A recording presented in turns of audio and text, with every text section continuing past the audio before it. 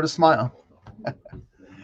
Hey, good afternoon, everyone. It's Hector Aguilar and Ben Paychanpheng with Aguilar Realty Group. Hey, We've been everybody. kind of MIA for 2 weeks, and I apologize for that. But I'm glad to be back.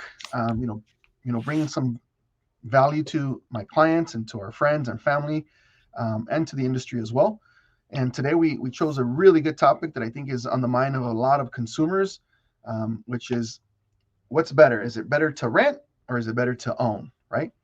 Right now, we find ourselves in a market on the rental market that's pretty extreme. I want to say right now that rental prices are increasing and have increased over the last few years.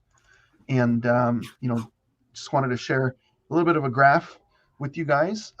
You can see here that rents have actually increased steadily since about 1988, moving forward to about 2020. And right now, honestly, when we're doing some rental contracts for some of our clients, we're seeing that a 3 bedroom, 2 bath in our communities right now, in for example like La Puente, Covina, West Covina, are in excess of $2,700 a month. Some approaching $3,000 a month.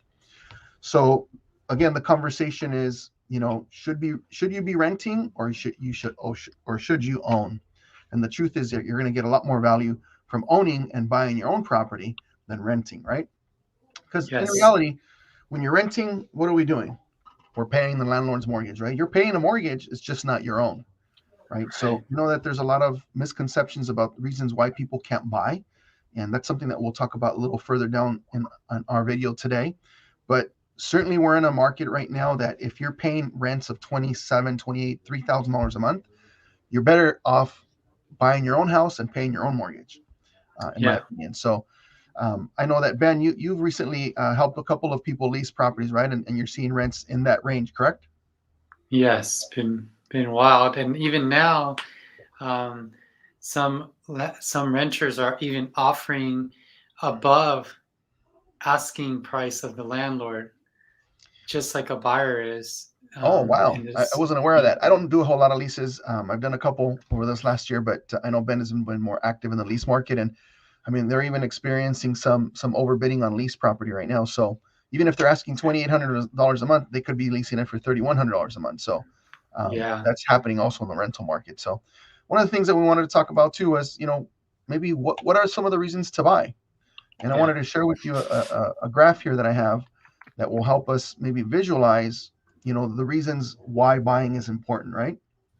Yes. Obviously, buying a home means that you're going to have consistent monthly payments. You're going to have a situation where, um, pardon me, you're going to have a situation where you know how much your payment's going to be because you're already set into a specific mortgage payment, and you're going to be able to budget yourself that way. And as you can see, rents have been rising aggressively over the last decades, and you can lock in your 30-year or 15-year payment, throughout the term of the loan, and you'll know how much you're going to pay every month without having to worry about, the rent's going up every month, or is it going to go up 5%? Is it going to go up 10%? Right? The other thing Hector, that can you increase that a little bit? Sure. The other thing that's a benefit to you too is, you know, you're able to increase home ownership, right? It helps build your wealth. We can see that renters have substantially a lower net worth than homeowners.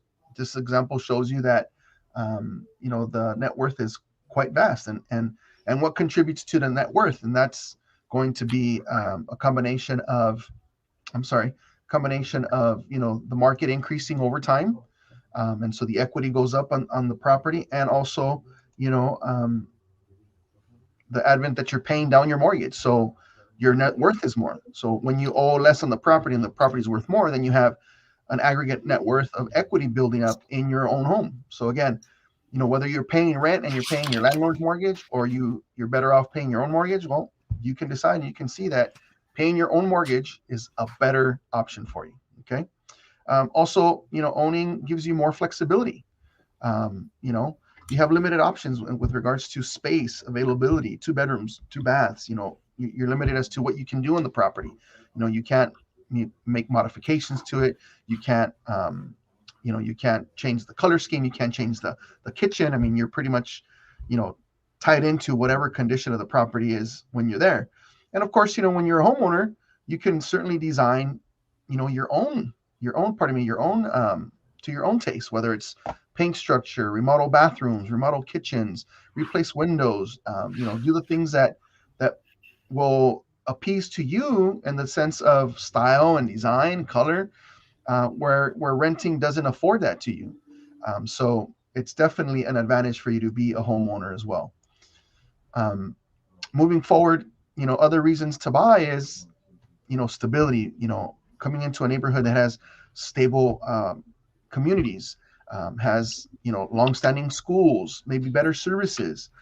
One of the things that I wanted to discuss with you today is, what does the impact have on your net worth? And I wanted to share a really, really quick graph here that shows you clearly that being a homeowner, you have more net worth built over time than being a renter, right? Because how many of you have seen that commercial where I remember seeing a commercial years ago where someone's throwing money down a blender, right, or down a drain? And basically, as a renter, yes, you're providing a household for your family, and you're providing shelter for your family, and you're probably living close to where you live, but your net worth is not being impacted. As you can see, a homeowner's net worth is vastly, close to $250,000 more over time, if not more.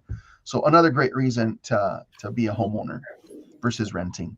I think there's a lot of myths in the market right now as far as your requirements for down payment. Most people think that, your down payment that you need to make is going to be somewhere around 20%. And that's absolutely a myth, right? I think people also step back and say, well, I'm renting, I'm paying this much rent and it's hard to save money.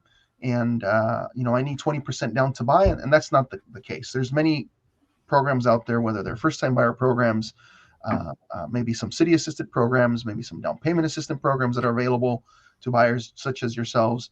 The truth is that it looks like the average down payment for most first-time home buyers is around 7%.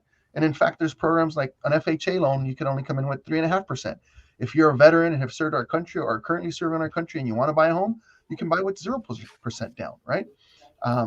On average, repeat buyers do come in with more down payment, but that's because typically they own a home, they're selling a home, they're taking the equity and putting all that into a property. So that's why you see repeat buyers be a little bit higher. But first-time buyers, less than 7%, 3.5%, 3% down conventional, 5% down conventional is definitely available to you to be able to purchase your home with the least amount of down payment. So that's a myth that we can tackle. Another myth that's out there is, man, I have to have a FICO score of 680 or above. That's just not true. We know that through our experiences that there's lenders out there that will finance the purchase of a home, through FHA or other programs where you can have as low as 580 FICO score. Your interest rate may not be as attractive as what you're seeing on the TV or you're hearing on the radio, but you can still get into a home with as little as 580 or above. What's your target FICO score you really want to be at? Probably 620 or above to get a better pricing. But certainly, that's another myth too, is that my FICO score is too low. The truth is that when it comes to credit FICO scores, it's really different from your credit or your consumer credit, right? Your Credit Karma could say that you're at 720, but when we run a credit report for a mortgage, it might be slightly lower because they look at different factors, right? So you really won't know what you can qualify for, or if you can qualify, unless you sit with the consumer, a consumer mortgage banker and do a consultation with them for free. Typically, you're going to pay for your credit report, and that's about it. But that way you at least know you have a game plan. And the truth is that we realize that it's not going to take you 30 days or 60 days to actually buy a house, decide to buy a house. It's a process. Someone doesn't wake up tomorrow and say, hey, I'm going to buy a house today. No, that doesn't happen. Right? And then it takes us anywhere between 30, 60, 90 days, sometimes 6 months, even 12 months out. But at least you have a game plan. When you sit with the mortgage bank, they're going to tell you what your FICO score is, right, Ben? They're going to tell you how much money you're going to need for down payment. They're going to discover based on your income how much you can qualify for. And speaking of income, the truth is that people think that the income is going to be required is going to be like tons. Right now, the average percentage of income for a mortgage rate is about 17 to 18%. So it's still affordable, right? I mean, like I said, if you're going to be paying a mortgage of $3,000 a month, and you can afford that, why not discover if you can buy a property, right, Ben? Exactly. Yeah. So right now, don't waste your money. Don't waste your money away. Make it to good use, like for your own your own good use for For many sure. I years. mean, buying a house is the most important, if not the largest financial decision you're going to make in your life. But there's so many benefits to it. Your net worth is going to increase. You're going to, pride of home ownership. You're going to live in a great community with great schools. You're going to be able to design the property in your own way that you want, and certainly have a little bit more freedom and more direction, or at least be more in control of your financial freedom moving forward. Right, right. One of the We have questions or myths that we have right now too is, what's the condition of the market, right? Like, what's the condition of the market, Hector? Well, the truth is, right now we're in a huge seller's market, right? yeah, And the reason we're in that seller's market is because we can see here by this graph is that the inventory is really low right now. The average days on market for a property in our community is about 18 days. 18 yeah, days. And the properties are selling in 2 weeks or less, often with right. multiple offers. So I Hmm. get it. There's competition, but hey, you know what? We're starting to see some softening in the market too. We were seeing during the summer, April, May, June, we were seeing properties selling like in 3 or 4 or 5 days with like 20, 30 offers. That's not the Yeah, case anymore, right? yeah, We're starting to see that homes are selling in a couple weeks now, 10 to 17 days on average. We're starting to yeah, see that on my listings. I'm averaging about 8 to 10 offers versus 3 months ago I was averaging 15 to 20 offers. So there is opportunity out there. Don't be discouraged, yes, even though it's a seller's market and we know that homes are selling rather quickly. There's still opportunity. Don't be discouraged by that. Right now right, interest rates are hovering under 3%. I mean, historic lows that you're probably not going to see. And just 2 weeks ago, the Fed funds came out.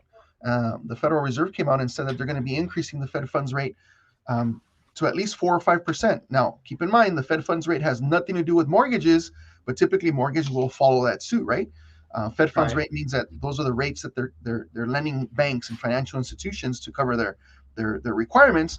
But still, that affects consumers, and typically mortgages will follow. So even though you're paying a home, let's say 600,000 at 3%, and you pay a home that's, let's say, 500,000, you're thinking, oh, I'm going to pay less for it. But if you're paying a four no, percent interest rate, guess what?